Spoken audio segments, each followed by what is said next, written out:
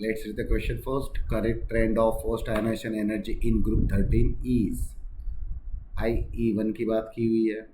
Top to bottom IE1 क्या होता है? डिक्रीज होता है. याद रखना है हमको कि टॉप टू बॉटम क्या होगा, I1 डिक्रीज होगा. अगर ये नॉर्मल ग्रुप होता तो कोई प्रॉब्लम नहीं था, बट यहाँ पे क्या किसकी बात कर रहे हैं हम? ग्रुप 13 की. और यहाँ पे आता है हमारा एक्सेप्शन.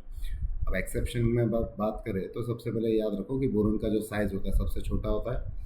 तो स्मॉलर साइज के कारण बोरोन की आयनाइजेशन एंथैल्पी हाईएस्ट होगी in a group, highest in a group. तो सबसे पहले किसको लिखूंगा मैं? बोरोन को. अगर मैं ऑप्शन देखूँ तो सब में बोरोन के सबसे ज़्यादा है, तो इससे हम आंसर नहीं लिख सकते.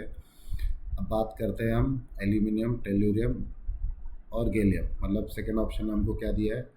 एल्यूमिनियम दिया है, टेल्यूरियम दिया है और गैलियम की बात किया. तो सबसे पहले मुझे इन तीनों में ही कंपेयर करना पड़ेगा.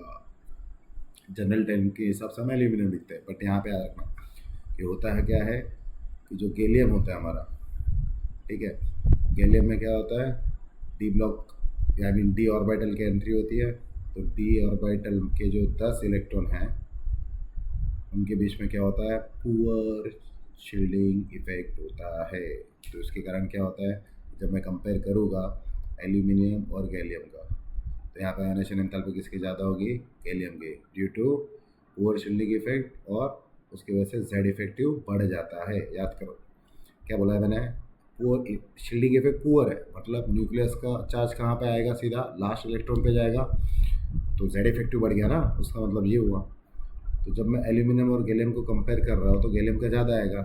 बट अभी हम बात करें यहाँ पे गैलियम और टेल्यूरियम की.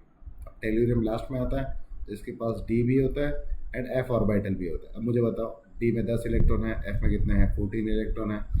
तो इन दोनों में पुअर शील्डिंग इफेक्ट कौन ज़्यादा शो करेगा? क्योंकि यहाँ पे भी क्या होता है? पुअर शील्डिंग इफेक्ट ही होता है हमारा. तो गैलियम और टेरिलियम में शील्डिंग इफेक्ट ज़्यादा कौन पुअर शो कर रहा है? ऑफकोर्स थेलियम यूज़ कर रहे हैं ना, टेरिलियम नहीं हो, थेलियम. थेलियम ही ज़्यादा शो करेगा. रीज़न क्या है उसका? उसके पास टोटल 24 इलेक्ट्रॉन है पुअर शील्डिंग इफेक्ट करने का.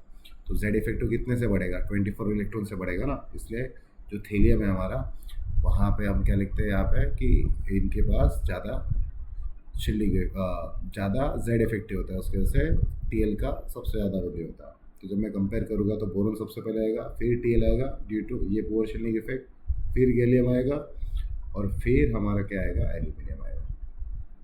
बराबर. और इंडियम का सबसे कम है, तो इंडियम को तो बेचारे को लास्ट में रखना है. क्लियर है? तो यहाँ पे ऐसा कौन सा ऑप्शन दिख रहा है कि जिसमें बोरोन है, फिर टेल्यूरियम है, गैलियम और aluminium? C option. C is our correct option. I hope this is clear.